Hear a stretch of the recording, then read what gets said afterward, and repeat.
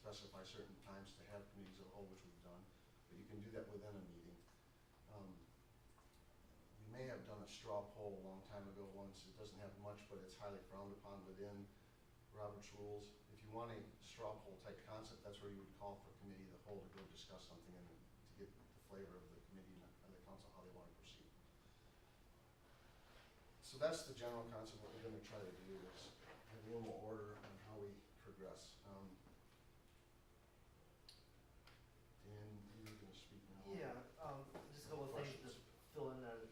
Committee of the whole, when they do go in that, it is just a recommendation to council. So if you went to the committee of the whole right there and came back out, you have to redo the motion.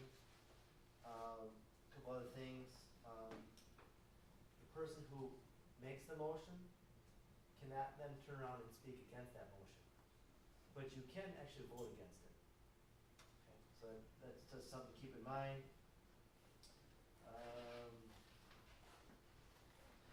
We have, in the past, since at least I've been here, we've had some issues about, or questions about withdrawing or amending the motion. Someone makes a motion and seconded, usually right away the chair states that question. But if the chair doesn't state it right away, either one of them can withdraw it right away. It belongs to the person who makes the motion. But once the chair states the question, repeats it, basically repeating the question, then the motion belongs to the body. So then the body would have to agree to allow it to be amended or withdrawn. So just keep that in mind.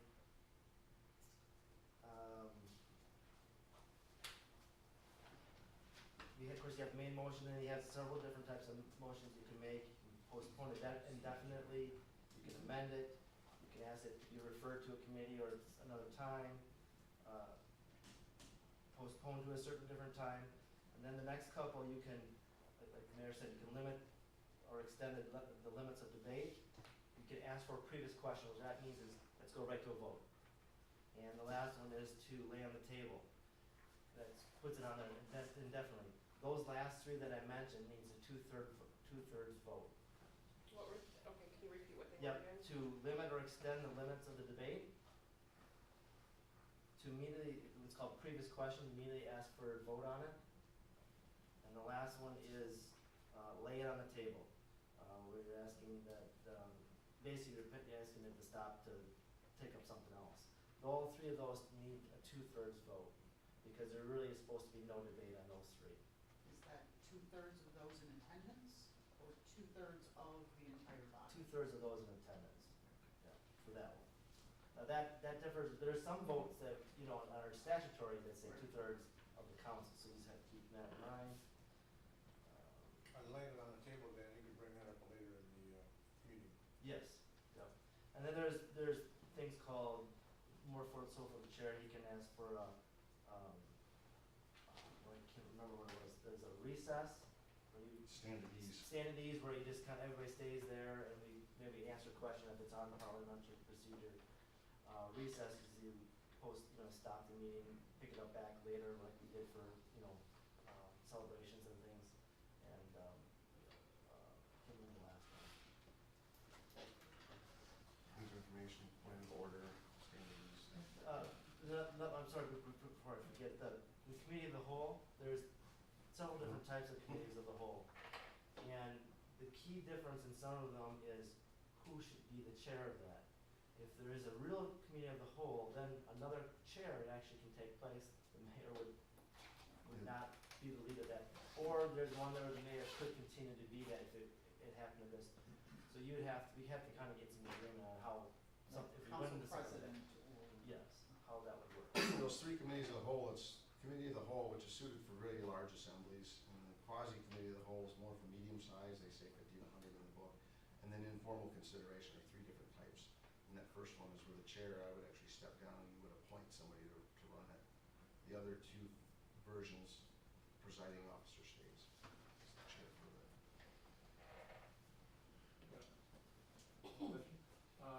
It's never been followed in the past, but normally before anybody speaks, they have to be recognized by the chair. yes, they've given the floor, so to speak. It's what We're working toward that? yes, that's part of this plan to That's try to. always been my Yeah. problem. It's just been more of take the floor as you can get in there and take it and ask whatever you want. That's what we are trying to accomplish, yes. And the code does say that we should rise and address, and I think we talked to the mayor about amending that, taking that out, because we don't rise. And I think it's more of a big assembly, we can come up to a podium and ask for that type of thing. So we may amend the code on that, just remove that portion of it. I had a couple questions. Yes. When you do the public comment, when they register, is there going to be a time limit on how long they can speak? Yes, it'll be something like 3 to 5 Okay. minutes as well. whatever My it other is. question is if we wanted to call a committee of the whole within a meeting, and I may have missed it, did you say it was just a majority vote, or what, how do we determine that? Or is it, That is a majority vote. Yeah. okay, And then it talks, Robert's rules talks about, it says debate is quite limited, so you're not supposed to have a lengthy debate on that motion itself. okay, so you But make a that- motion to go into committee of the whole, Yes. and then there'd be a vote on that, a second, and then a vote? Yeah. Okay, thank you. Majority vote, yeah. Okay.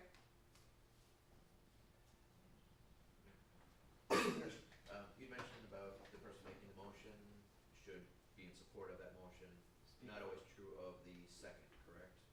The second maybe just getting it to a question, but they don't necessarily have to support. You can vote against it.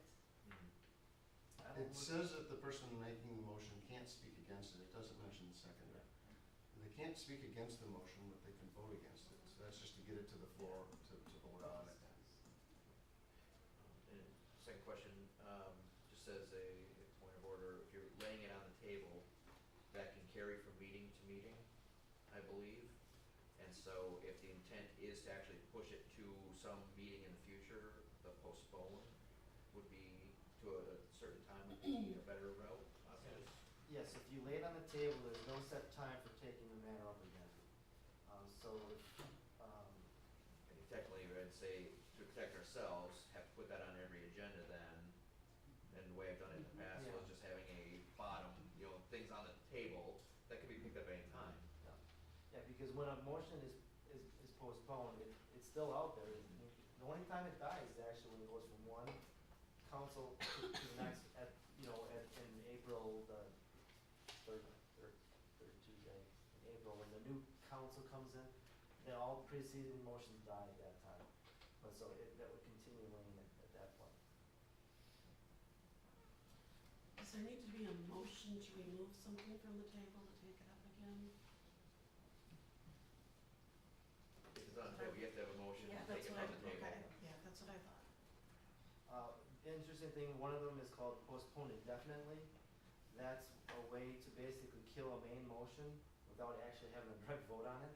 So if you didn't want, sometimes we've gotten in the situation maybe that we didn't like the wording of it, you could always make a motion of that, so you're not technically, for political reasons, whatever, not voting it down if it's worded wrong, badly, those type of things. So that's always another, type of motion that you can make. There's been a lot of discussions through the years about not getting information in time and not having enough time to review it. What is the best motion at that point to, whatever topic you have a chance to say, we don't want to vote on this right now. Sometimes we don't get that information out quick enough. We want to just delay or postpone. What's the best route? I would say at that point? postpone to a certain time. Yeah. Postpone to the next council meeting or So- another month or set a special meeting or something. That way it comes back up. I think that's a tool we can use more often. The postpone indefinitely, how do you ever get rid of something like that or bring it back? Well, you'd have to make a motion to bring it back, yeah. Okay, so that would be the same as tabling it or laying it on the table? Well, it would have to be put on the agenda though. Yeah, we'd have to have an agenda, and you'd have to make a Right, motion so to bring that, it back. that happens outside of the deliberative body, which is, you control the agenda. I guess I'd like to say, I think the informality that has existed as long as I've been on council, I think has really worked against us as a body.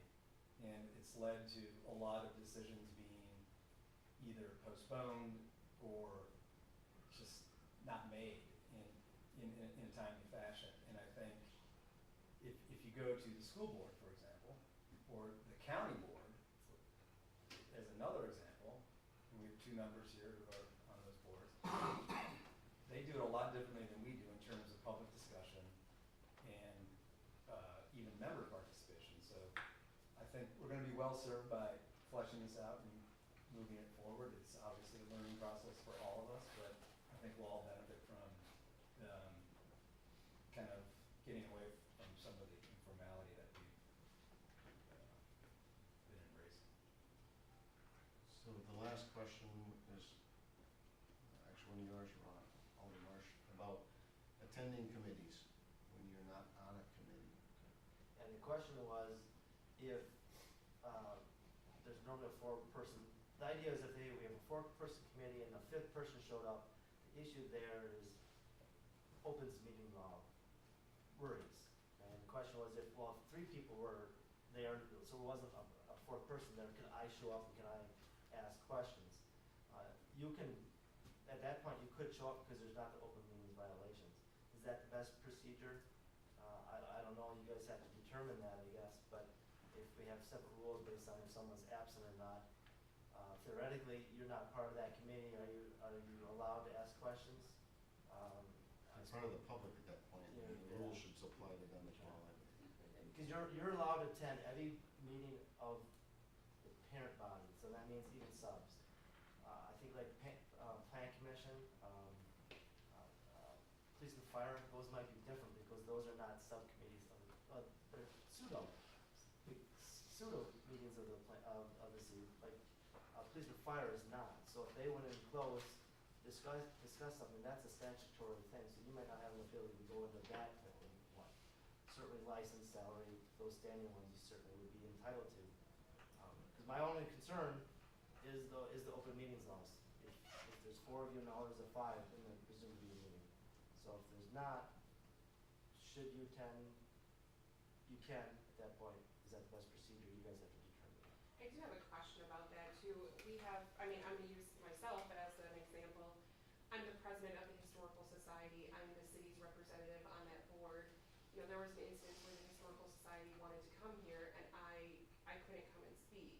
You know, is that really true? Because at that point, I'm not representing the city. And it gets very clouded when you get into that scenario. Oh, I see what you mean. So you want to speak to a committee level that you're not on maybe, for example? Correct, that is correct. I mean, just a That's couple a- months ago, that was happening, and I couldn't come, you know, I informed John Flynn that I could not come to that meeting because I didn't feel like I should, but as the president, I should be representing the organization. That's a fine line. I would say that open meetings law is not very forgiving on that. Well, and that's why I chose not to come, to And be I think, honest. and I think that they, you know, theoretically, the idea is even though you're here in one capacity, you're Yeah. still you still wear another hat might push you over the limit of Sure. 5, Okay. not to meeting. And because you're still there gathering information, speaking towards something that maybe you have ultimate authority to vote on, Okay, that looks like even there in your official capacity. yeah, we need to keep that in mind for, I mean, you know, Tom, you could be speaking on behalf of Main Street at some point, or, you know, something along those lines, we can keep that in mind, so. Any question? Going back to the gathering information, with the closed sessions and, you know, I understand the open meetings not being in there. How do we gather information to make an informed decision at this level if we're not able to attend those meetings? You know, say they're in a closed session, we're not in there, how do we make an informed decision at that point? Well, in a closed session, you would not be able to get that information. So I think, we talked about this, I think, at the judicial meeting. The best scenario there would be if we think we're gonna have a closed session, to call a committee of the whole here at council so that everybody hears the information at the same time. You know, and if I may interject, the law is clear, and the League of Wisconsin Municipalities has given their legal opinion on members of the governing body attending closed sessions of subcommittees. And it's clearly, we have the legal right to do so. Where we've gotten in trouble in the past is the informality that we've allowed to permeate our committees, where in closed sessions, we've allowed anyone to participate in those discussions. And that's where we've gotten into trouble. Whereas if we have a closed session meeting of salary and personnel and all of us want to be in there, if everyone participates, is clearly a violation of open meetings law. But if only the members of S and P participate, that's a different story. And if the rules are clear, and we have a clear history of following those rules, I think that we have great standing to withstand any legal challenge that might arise. Now, if you're gonna say that 3 people can make all of the decisions, or whatever the makeup of the salary and personnel committee is, if they can make all of the decisions about salary and personnel related matters in closed session, and then expect the rest of us to vote on those, you're gonna get a challenge from me. And I'm confident that the law is on our side. Now, I think what we're doing here is a step in the right direction, and if we all follow the rules that are in that 700-page book, we'll all be fine.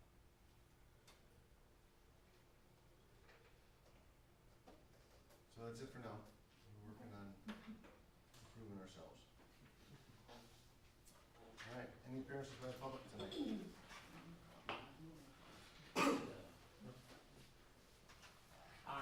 Honorable Mayor, City Council, my name's Laverne Isley, and I live on the 5th Ward. I read in the newspaper, somebody made on the councilor not have committee meetings. And I thought, well, might not be a bad idea if you televise the full council meetings like they suggested about 20 years ago. I took out cable and I took it out for 4 years and never televised them, so I dropped the cable. But why couldn't they televise the full council meetings?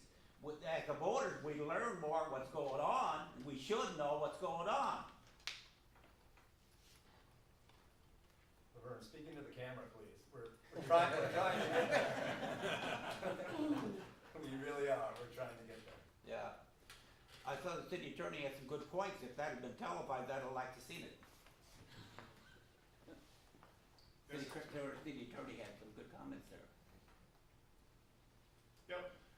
My name's Mike Dincini. I was hoping to have a couple of minutes just to talk to you folks about the possession of live chickens that's coming up later on the agenda. I don't know if I should address that now or just wait until it comes up. You can address it now, that's fine. Sure.